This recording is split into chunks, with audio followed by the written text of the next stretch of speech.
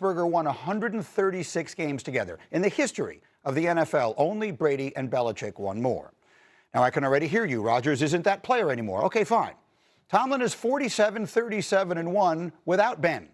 That is an average of 10 and 7 per year with Kenny Pickett, Mason Rudolph, Russell Wilson, Mitch Trubisky, Devlin Duck Hodges, Charlie Batch, Justin Fields, Landry Jones, Mike Vick, Dennis Dixon, and Byron Leftwich at quarterback. You tell me, which of those guys Rodgers is not going to outplay?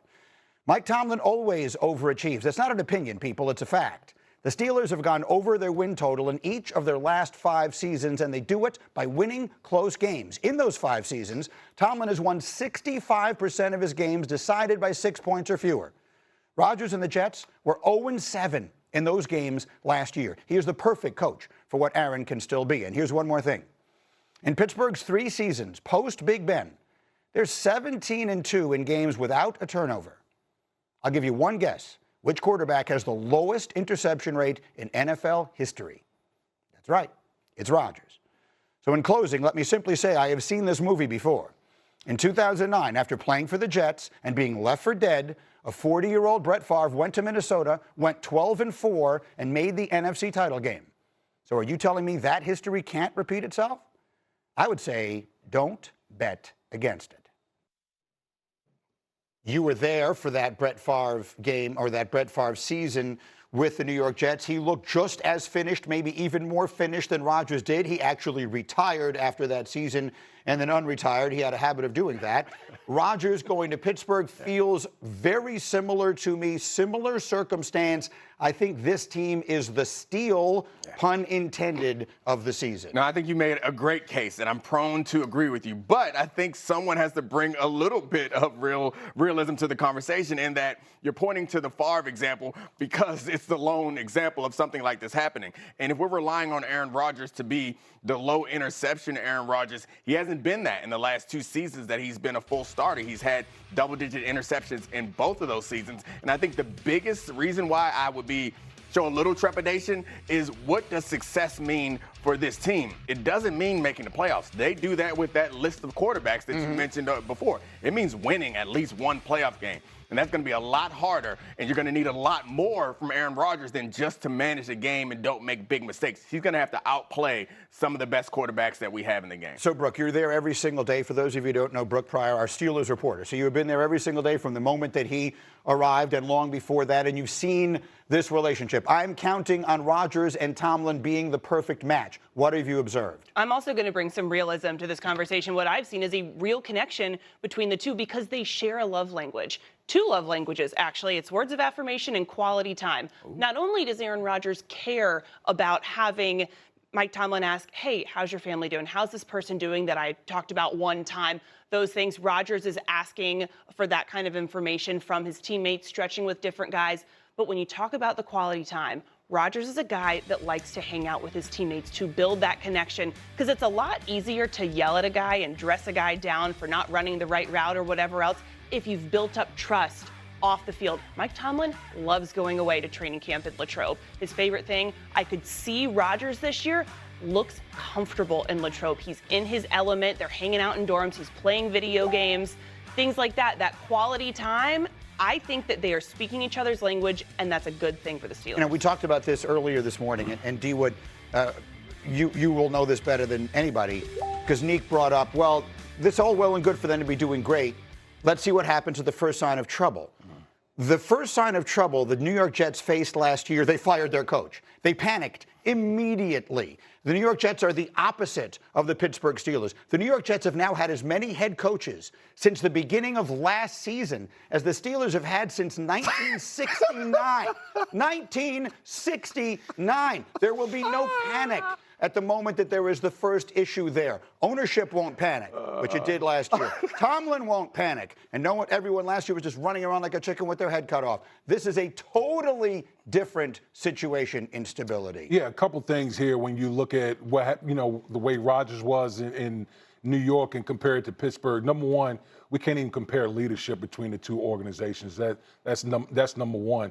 And number two, the Pittsburgh Steelers are not asking Aaron Rodgers what Aaron Rodgers was in New York. In New York, Aaron Rodgers was asked to be the savior of an organization. They asked Aaron Rodgers to change the culture within the organization. That is not what's going to happen. You talked about in the first hour, like Mike Tomlin, he set the coach is already set. What they're asking Aaron Rodgers to do, just come in and play quarterback. Think about how big of a relief it is for a guy who's 41 years old, as accomplished as Aaron Rodgers, to just come in and like, just play quarterback. Just do that job and not be the GM, not, do all these other things that he was asked in New York. Would you describe the quarterback play they've had in recent years as average? Yeah. No. It's been well below average. Hembo gave one of the numbers that didn't make it into the piece there. Their quarterback the ratings, I think, were 25th, 24th, and 27th in the leagues in each of these seasons, and they made the playoffs with that. If Aaron Rodgers can be average, an average NFL quarterback, that will be a marked step forward for what they've had. I agree with you. That's the thing is I feel like I'm the wet blanket on here, but I don't think that I don't think they won't be better. Like, I think Aaron Rodgers will make them better. They'll win more games, at least one more game, maybe two more games than they did last year. But the problem is, because of how much that they've overachieved, they've gotten to the playoffs a lot and not done anything. That is not what they want. They won't consider the season a success if they make the playoffs. Final word. Yeah, I think you're right. To the Steelers, it's Super Bowl or bust, but I think a realistic success is getting out of the first weekend of the playoffs. And second of all, we got to respect Duck Hodges. The guy, he did some good things in Pittsburgh, and now he's Mr. Laney Wilson. If we could just respect what the man has done. Those were the numbers that I was looking for. The last 3 times they went to the playoffs, their best numbers offensively put them below average, and most of the other 2 were right near the bottom of the league. Rodgers can be better than that. Much more NFL conversation as we go, but we are 2 days away, folks, from college football. This is a beautiful time in a wonderful town. We have real football happening for the first time in months. It's Farmageddon. It's the Aer Lingus Football Classic on Week 0 in Dublin.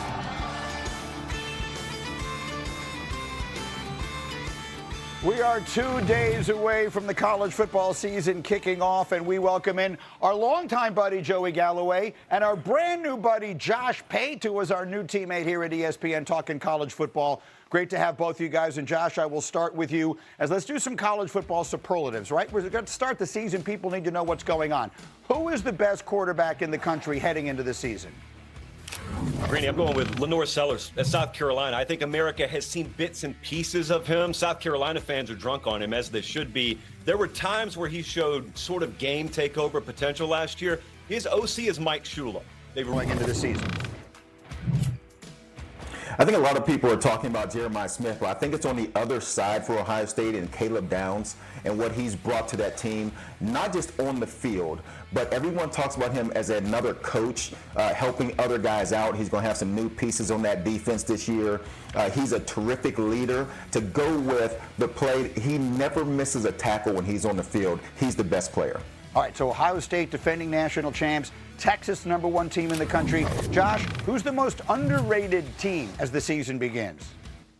Greeny, they don't feel underrated to me because I've been banging the drum since February, basically, but I'm going with Oklahoma. The season was terrible last year. They looked like a terminally flawed team. They weren't. It's a bunch of top 10 recruiting classes stacked on top of each other, really good staff. They had a terminally flawed QB-OC complex. They rectified that, brought in a QB-OC from Washington State. I like him to compete in the SEC. Okay, so quick look around at some of the big storylines, and now let's look ahead to the biggest game. We got the week, a week from Saturday, we will have the first game of the century of the many that we will get this season when Ohio State and Texas play, and we'll get our first real look at Arch Manning, who has been as hyped as just about any young player I can ever imagine, and has had sort of an interesting week.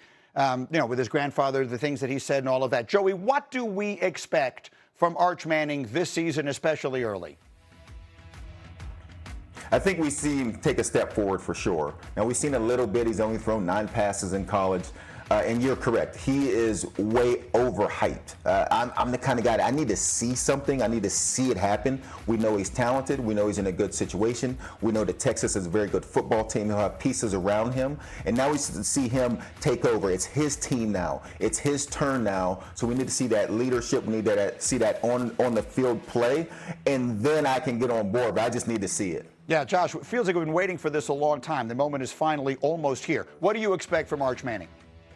Greeny, think about this. This is his first time starting as a quarterback. You've known him over half a decade, 3 years in high school, now 3 years in college, and yet now we get to see him. My expectation is pretty good to really good. He doesn't need to be a superhero. This is not Xbox. It's the real world. Steve Sarkisian, I was there in the spring, he said, we've built towards this year, meaning they've stacked their entire roster and developed their entire roster of their guys to work around Arch Manning to where it doesn't need to be the Arch show. It needs to be the Texas show, just sort of featuring Arch Manning. That's what I expect. All right, Ohio's taking Texas, that first game coming up in about a week and a half. Colorado is another interesting team. They kick off their season in 8 days. They'll play Friday night in a game against Georgia Tech. Deion Sanders getting his team ready for its debut. If you missed this earlier in the week, he doesn't sound happy with what he's seen so far. Listen.